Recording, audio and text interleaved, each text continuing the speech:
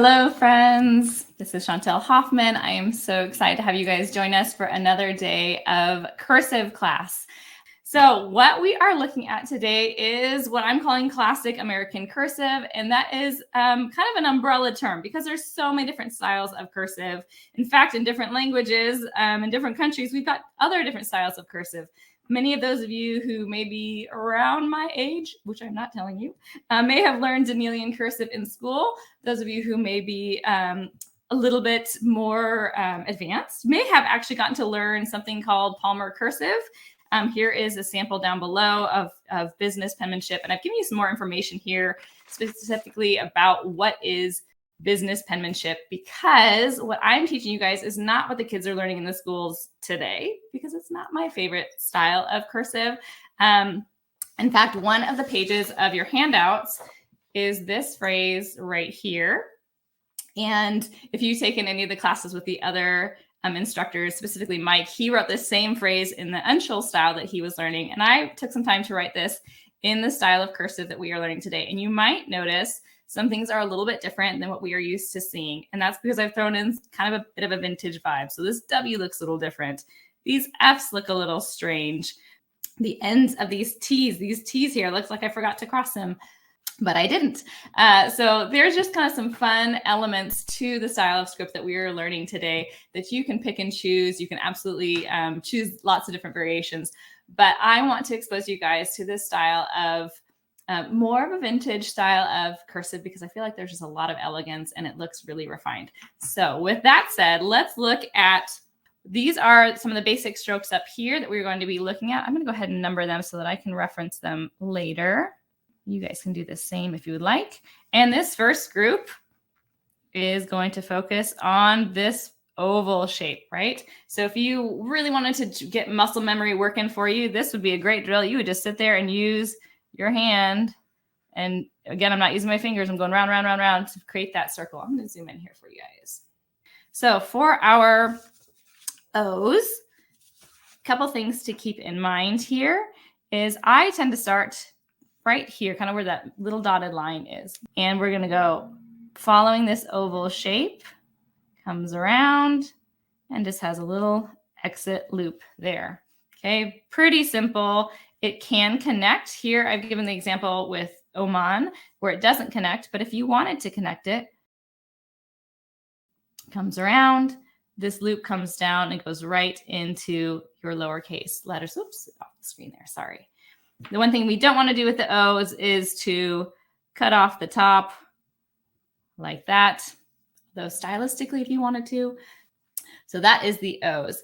The C's I am partial to, and there's basically a few different things that I want you guys to keep in mind. Again, we are training our eyes to see how they fit within this oval shape. I give you some blank pages at the end that is just filled with ovals. So you can, as you study these different letter forms, you can see how they fit within the oval because it is such a crucial shape for us. But look at the size of this little beginning. I like to call these the almond shapes in the letter. So it just comes around, and this can come around to connect. Or if you want to do a C by itself, it can curve back in on itself there.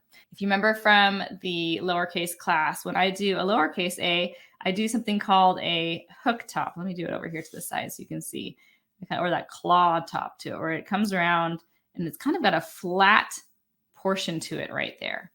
Our capital A also has a slightly flat top to it, and it can come down below the baseline there, and then you could start your word.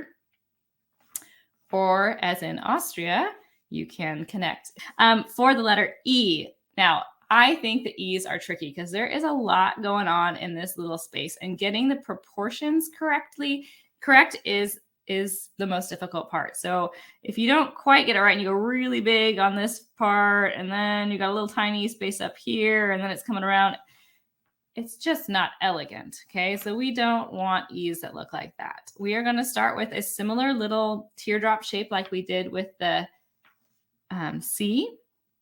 Little teardrop comes around, and it's going to, you don't have to loop in the middle, but think about this hitting just kind of below that mid space up here in this ascender space. You can add a little loop, and come around if you like. I had one teacher that said, choose a loop, either loop the top or loop the middle, but don't do both. I have seen options where master penmen do all the loops, so it's okay. But if you don't want to loop it, you can also do like a tick mark, like is shown in Egypt here. That one can also connect through. So we've got this option here where you just have a basic stem that's slightly curved at the top, but for the most part coming down on our slant line. It's going to retrace, and you can do a loop in the middle here if you like. And then this stroke is where it would come through and connect. So that's one option. You also have options where there's more of an entry stroke that comes in, comes down, and it loops around the back side of that oval. And again, could come through. And there's sometimes where that stroke is shortened. If any of you guys have taken Michael Soul's cursive classes, he likes this form here. Michael Soul's a master penman who wrote a book on American cursive. The P and the R are so similar that they don't really need a lot more attention pointed out, except that I want to show with the R how you can connect or, again, proportions here. If you go really big and then it comes down, it looks top heavy. So again, I want your eye to be looking at how much space is there up here and how, if we loop it, is it going to change the look? So we'll do that basic down stroke. It's going to curve slightly, but for the most part, be on the slant, retrace up. I'm trying to hit the middle point before I hit that. This is called the header line here. So I would like to loop it before the header. And I like R's that come down below the baseline. So you could try that option. Now you'll see I've got the eye here that has a nice kind of curved top to it, and the eye over here that has a pointed top to it. Both options are beautiful. Let's point out what we are looking at here though. So this is going to be this number 3 basic stroke up here where we've got motion that's starting below the baseline, and we're going to come up and around along the outside of the oval and then come down on the slant line. Whether you pause to add a pointed top, there is your choice. But let me show you here. And I kind of showed you with the back side of an oval and the front of the oval. Whatever helps your eye think of this shape, you can go with. So I'm going to start below the baseline, curve up. I tend to kind of pause and give it a sharp top as I come back around. And this would connect through in that way. If I wanted to add a softer top to it, I can do that as well. I didn't give myself much space. But this back stroke here should be on, kind of keeping that slant line in mind if you're going to do that sharp top to it. And you can see how it connects through. The J similarly starts below the baseline. I've given you little arrows. The majority of these capitals are done in one stroke, again, to make it faster to write. So let's go ahead and trace this one. Starts below the baseline, curving up and around, down on the slant line. And just like in the lowercase letters that have that descender loop, it just loops around. All right. This next group here is utilizing this number 4 basic stroke, where we're going to create these little almonds at the top of our strokes. Our first stroke is going to come. You can start it pretty high if you want to add a little bit of an embellishment. The idea is it's going to come down, little oval, and then come straight down on the slant line. So let's take a look at the H. So this is one that does have more than one stroke. In fact, these first 2, you would lift your pen. So we would do that first stroke where we're doing that little almond shape coming around straight down. So it's not going to curve to follow the oval there. It's going to come straight down on the slant. And then what you're going to have to get a feel for is how wide do we make these letters? And I want you to look, if you look down the page, for the most part, these are all pretty proportionate.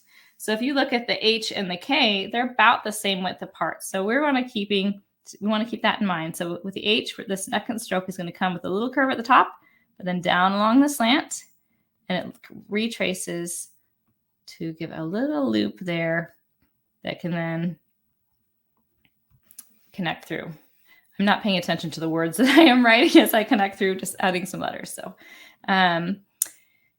that would be the H. Now this one, I think I didn't quite land that slant. It looks like a little bit more upright than it needs to, but I would just have to slant my paper a little bit more to fix that. Give it the entry loop. And there we go. Okay, now if I take this same letter, and I'm going to grab the roller ball here, or the ballpoint pen, and I'm going to draw the K within here. So it would be that same first stroke, and the K comes, and look where the K intersects. Okay, it's right in the middle of these two spaces here. So about in the middle point of the stem, it comes around. But what I want to point out is that it's the same width as the K. So let's do that one here. First is going to be that little almond stroke that comes around, down on the slant line. A little curve, kind of a compound curve we call, where it curves in and then loops to connect in the middle. And this can come down as well if you want to have a little, if your name is Kevin, you can go down below or connect if you like. Next up is the letter M. The M is going to start with that same basic stroke here on the side. Okay, so it's going to start with our little almond, comes around straight down on the slant. And then it has this little, like an overturn, like we practice with the lowercase letters. But what I love about this style is there's a little bit of a stair step to it. So instead of having all of the bumps exactly the same height, which isn't ugly, but it just is not as elegant, we are going to think about the almond down on the slant, overturn, but it doesn't have to quite touch the top, down on the slant, over curve, stop a little bit shorter. In fact, I'm stopping right at that mid ascender line and coming down and coming to the side. You can connect or leave it down like that. I really like this M. The N is so similar. We are going to basically just do that first portion of the M that we did and have it come down. And again, you can stop this one a little bit shorter, that over curve there, if you want to have a little bit more of that stair step look to it. So let's give it a little bit of attention. Now these strokes here differ from this section up here, and that our basic stroke that we are looking at still has that little almond, but it's going to wrap around the side of this oval a bit more. So this here, we are using the number 5 basic stroke, where you see how it comes around the side of the oval a bit more. Okay, so we're going to do that first stroke here for our W is the little almond at the top. It's going to come around the side of the oval and wrap around slightly, and then it's going to come up, and it's going to go, I mean, sometimes I exaggerate this one, but we're going to go above this header line, come down on our main slant, and then it's just an overturn, kind of like that old-fashioned lowercase t that I showed you that comes up and has this stroke to it here. This is our W. I feel like it's just beautiful and elegant. Some variations of this add a little loop to the bottom. So you come down, loop here. You can even loop at the top and then come across like that. Well done, Heidi. This is a Q. And I'll show you how to do this one, and then I'll show you a variation in case this is a little too confusing and you don't feel like you would want to use this. So it's going to have that same little oval top. It's going to wrap around the side of our oval, the little horizontal loop, and come down. So it does look like a 2. In context, we would be able to read it. I personally love these different styles that look, that catch your eye and say, ooh, that's different. But if that's a little too much for you, what you can do is we're going to go on the inside of our oval here, start towards the top, and we're going to do a clockwise oval that's coming around, tracing the oval down to the baseline, same little horizontal oval, and comes around like that. So it looks a little bit more like the Q that we are used to seeing. If you really still don't like that, you can also just do an oval and add a second stroke to it. But this is 2 strokes instead of 1, so it might take a little bit longer to write, but there's some preference for you there. This here, I think we can recognize that as an X. It's a little tricky. We basically have 2 different oval shapes at play here. Okay. And this is a 2-stroke letter. So our first stroke is going to be that basic stroke that we talked about with that little almond that comes around and stops there. And the second stroke comes up, no loop at the top, just going to barely kiss the side right there in the middle, comes around and has a little exit loop. Now, if you're connecting it, you don't need to add an exit loop. Then this is a Z, another one of the letters. So this is a bit more of an old-fashioned way of writing, but I, again, challenge you to give this a try. So it's going to have that same stroke as before. When we get down here, at the end of that basic stroke, we are going to do a little horizontal loop, come down and through. So that is our letter Z. The slant line here and the slant line here. I didn't have my paper turned enough. So when I did that sample, IZ was a little bit upright. Now I'm being picky here, but we do, in order to keep our letters looking consistent, I really want to make sure when I'm doing that lower loop that it's in line with my slant. Okay. And so having my paper slanted a little bit more would have helped me with that. So for our U, so the basic shape that we are looking at with this group is going to be that little almond shape, comes down along the slant, but then it's going to curve back up. So our compound curve, we call that. That is this number 6 stroke here. Okay. So we are thinking little almond, loops around, comes down on the slant, curves back up. We're not going really wide. They're pretty tight turns. Okay. And then we can retrace and come down. We have the letter V here, same exact start to it, down along the slant. And like our W, it's going to stop short. All right, so the Y here, we are going to start similar to the U, almond, down on the slant, nice tight turn there, down along the slant line, and exit or connect. The T and the F, there's, again, this is another one where there's lots of variations. Let me point this out to you again. So here's one of the Palmer's T, where it kind of comes up and down. Mills did what I'm going to show you in our class here, where it's a 2-stroke. We're going to do a little, to me, it looks like a fish hook, and then a top to it. And then we have Berensmeyer, who did more of like what is a Spencerian, kind of loops around. Okay. Lots of options is basically what I'm going to say to this. So choose what you like. If you don't like this style, there are other options for you. But what we're going to look at here is how it fits in that curve, but mostly we're paying attention to the slant line that these come down on, okay? So you can do a little curve at the top. They don't start up at this ascender line. We're going to start a little bit short and do this stroke that would connect through. And then there's a second stroke. You could lift your pen, do that little almond shape. It touches the top, comes down, and then touches the top again. Okay, F is exactly the same, except I need to call out, if you use this stroke to connect on through, then you need to make sure that you add that stroke. If you don't connect it, you can come through and add a little tick there, and that can be your F, like that. Okay, the L, we're going to do a lower loop here, come down on the slant, little horizontal loop on the bottom, and come below the line. Or you could connect it, which I haven't shown here. All right, the D deserves a little bit of attention because Ds are difficult to get them to look proportionally correct. So we are going to do, again, like the T and the F, we start a little bit shy of the top, come down along the slant, little horizontal oval. We're going to follow that oval around and come through, and this can connect like that. I actually think it looks nicest when it connects through, but there is the option there. There's, again, many variations to the D. Some come through and cut down like that, so that's another fun option for the letter D.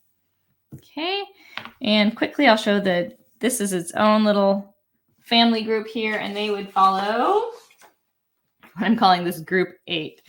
So if we think of like this is infinity sign or a number 8 that kind of loops around like that, we have a little bit of that action happening up here at this top loop. So we're going to, if we think of those underturns that we learned in the first class, we're going to start here with an underturn, do a little bit of a loop as if you were going to do that figure 8. But it gets to swoop down, stops shy, doesn't come back up to the top. Coming back up to the top is more what you see in grade school right now. I think it leaves this big gulf in there, which I just don't think is as elegant. So we're going to stop this a little bit short, loop it around, and you can connect through. Okay, so that's the G. And the S, I feel like this is one we are all more familiar with. So it's kind of like that figure 8. We're going up, down, around, and through. So thank you everyone for joining. I will look forward to seeing you guys in October. Wishing you all the best. Thank you again for joining us.